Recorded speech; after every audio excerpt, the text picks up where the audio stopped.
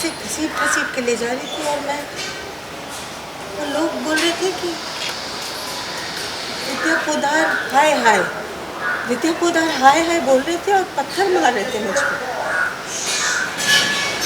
रो रही थी लेकिन कोई रुका नहीं। विद्या के हाथों हुआ मकर संक्रांति की पूजा में अपशगुन। अरमान ने दिया विद्या को वचन।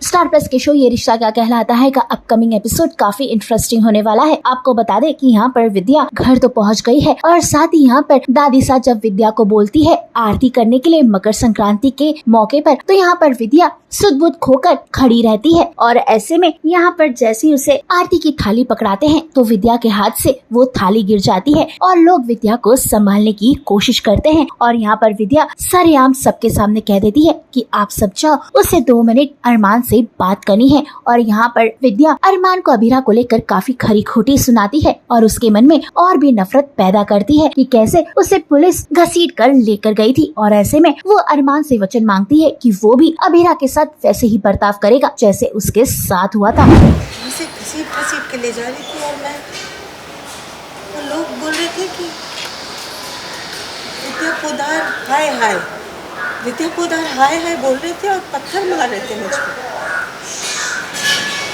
रो रही थी लेकिन कोई रुका नहीं। विद्या जी, जेल से तो आप आ गई हैं, लेकिन ऐसा लग रहा है कि अभी भी जेल की जो यादें हैं, जो हुआ है वो पूरी तरह से दिलो दिमाग से निकला नहीं है। हाँ, विद्या जो है वो जिस स्थिति से गुजरी है, जिन पलों को उसने, जो 5 दिन के पल थे वो उसके लिए 500 दिन के बराबर हैं। तो वो जो 5 दिन उसने बिताए हैं जेल में, वो अभी तक भूल नहीं पा रही, उसके जहन में घुस गई हैं। और यहाँ पर भी आकर भी इसके बनस्पत भी कि वो घर वापस आ गई है, वो परिवार वालों के बीच में है, फिर भी उसे यही महसूस हो रहा है कि वो अभी भी जेल में है। क्योंकि वो कहती है अरमान को कि तू मुझे एक जेल से निकाल कर आया है लेकिन मैं दूसरे जेल में आ गई हूँ, क्योंकि यहाँ से भी मैं कहीं बाहर नहीं जा पाऊँगी, किसी से मिल नहीं पाऊँगी, क्योंकि अगर मैं मिलूँगी ना तो सब मुझे ये नहीं बोलेंगे अब कि ये पोद्दार खानदान की बड़ी बहू विद्या पोद्दार है। अब ये बोलेंगे कि ये विद्या पोद्दार जो मुजरिम है वो है, जो गुनहगार है वो है, जो जेल से आई है, जिसको सज़ा हो गई थी,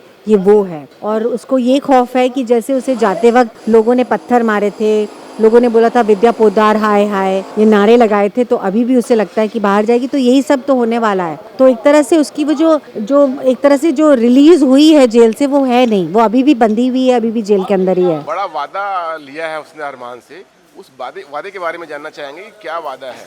उसने वादा ये लिया है, उसने एक बोलते ना सुध-बुध खो बैठी, अपनी बुत की तरह हो गई है।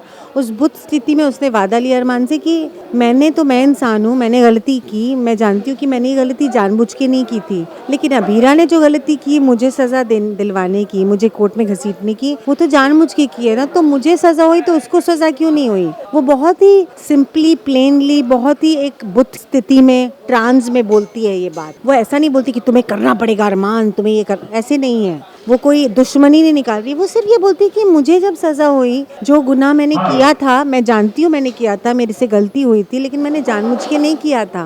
लेकिन अभीरा ने यहाँ मुझे जेल में भिजवाकर जो गलती की है वो तो जानबूझ के की है ना, क्योंकि अगर वो चाहती तो चीज़ें सॉल्व हो सकती थी बाहर ही। जेल से जो विद्या आज बाहर दिख रही है, उसके पीछे कहीं न कहीं अभीरा का ही हाथ है, ये बात पता है विद्या को?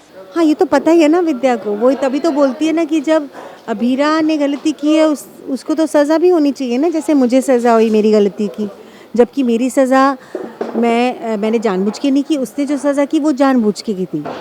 तो ये तो पता ही है उसे विद्या को कि अभीरा ने ये सब किया, क्योंकि अभीरा को बाहर निकाला है वो अभीरा ने ही वो अभीरा ने निकाला है मुझे, लेकिन वो अरमान बोलता है, लेकिन शायद विद्या को समझ में नहीं आता, क्योंकि विद्या तो एक ट्रांस में है ना, उसको कुछ समझ ही नहीं आ रहा है, वो सिर्फ एक ही रट लगाए हुए है। विद्या अभी वो घड़ी की तरह हो गई है जिसकी बैटरी चली जाती है, लेकिन वो घड़ी सिर्फ टक टक टक करती रहती, वो टक टक टक टक नहीं चल रही, तो उसकी वो वहीं पर अटक गई है। तो उसके लिए यही है कि वो जेल में है, उसको सज़ा हुई है, उसने जो गुनाह किया था उसको कबूल किया था, उसने माफ़ी मांगनी चाहिए, उसको माफ़ी नहीं दी गई, उसको कोर्ट में घसीटा अभीरा ने। अभीरा चाहती तो सब चीज़ें ठीक हो सकती थी, लेकिन उसे 10 साल की सज़ा हुई, ये अभीरा की वजह से हुई। बस ये उसी, और वो कैसे उन 5 दिनों में उसकी पूरी ज़िंदगी ही बदल गई है।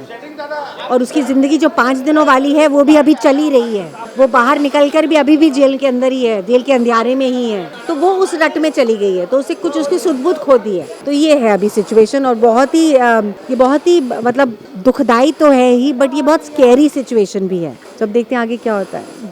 Thank you so much. और अरमान ने भी अब ठान लिया है कि वो अभीरा को तड़पाएगा।